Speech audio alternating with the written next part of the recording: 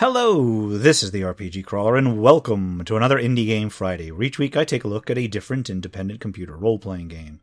This week I'm taking a look at a mobile game conversion from a few years back, Battleheart Legacy. Developed and published by Mika Mobile, it was released back in 2014. Battleheart Legacy is a semi-action RPG with an isometric 3D view in which a lone character runs around delving into wilderness and dungeons, accomplishing missions and upgrading stats and gear. Classic role-playing game content, but with a simplistic style and interface. In terms of plot, you begin as an adventurer heading out into the wilds for fame and fortune. You quickly discover that the king is looking for adventurers to find these things called the Solar Shards, and once thus tasked, you travel around dealing with minor missions to build yourself up in order to face the final quest. When you create a character, you simply select a gender, a look, and then name the character.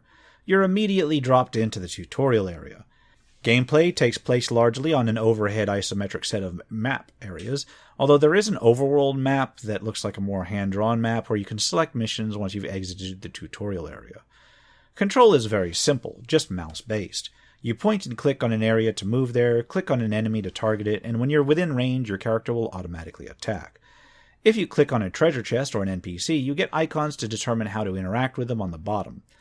Conversation is also handled through these icons, and many conversations have multiple approaches to get through them, with a selection of responses and questions detailed by little icons.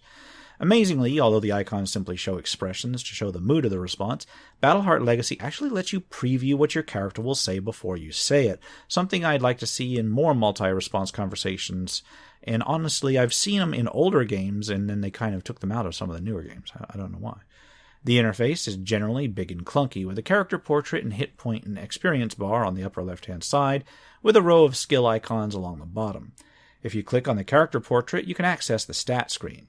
Characters have a level, experience, 6 main ability scores, a gold total, 3 combat-related stats, and may equip up to 5 items, which you can purchase in town or find on enemies. They may also slot various active and passive skills learned from whatever class tutors that you've uncovered. Some of these tutors are in the wild, while most of the major classes are available in most of the towns. The 6 ability scores are Strength, that governs melee and hand-to-hand combat and damage, Dexterity, that is used for bows and light weapons, as well as dodging, Intelligence, which is needed for staves and magical skills, Skill, that is used for critical hits and certain other skills, Endurance, that affects your maximum health and heavy armor, and finally, Charisma, that improves prices as well as leadership-based skills and interactions. Whenever you level up, you get 3 additional points to distribute between these ability scores, and all equipment and skills have a minimum in one or more of these scores. The 3 combat stats are Attack Power, which is used for your weapon damage and weapon-based skills, Armor, that reduces the damage that you take, and finally, Spell Power, that governs the damage of the spells you cast. The 5 equipment slots that you can equip to are your 2 hands, 2 trinket items, and then the body armor. At the start of the game, you can also equip up to 4 active skills and 4 passive skills, which expands to 6 of each once you've leveled up a bit. The Overworld Map is where you can determine where you're going to go next. It's basically a 2D map that you can click on to head to different areas. There is the chance of random encounters along the way, although these are relatively rare and they actually may include story events.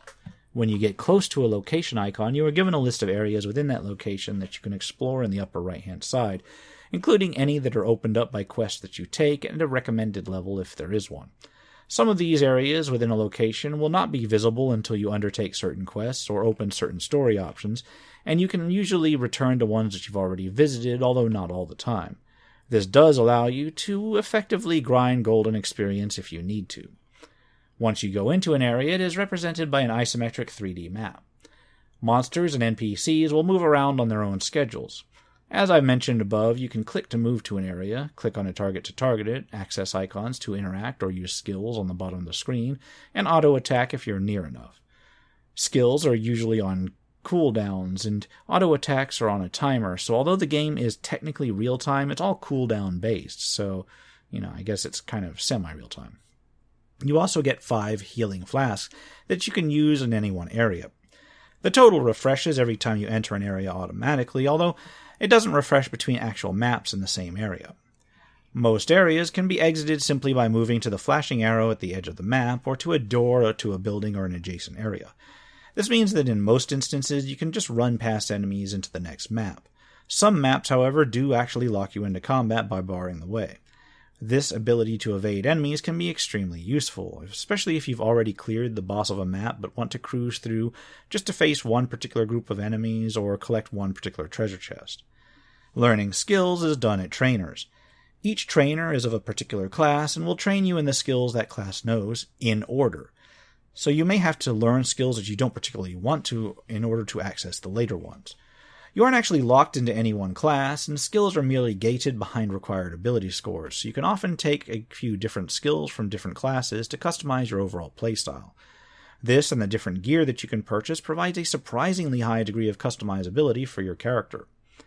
In terms of art, the art style is low poly and rather cute, but definitely cohesive, although I will say that the human characters reminded me of Lego minifigures. The interface is large and clunky, as you'd expect from any mobile port. In terms of sound and music, it's decent enough, all in all, although I will admit that I kind of tuned it out after a while.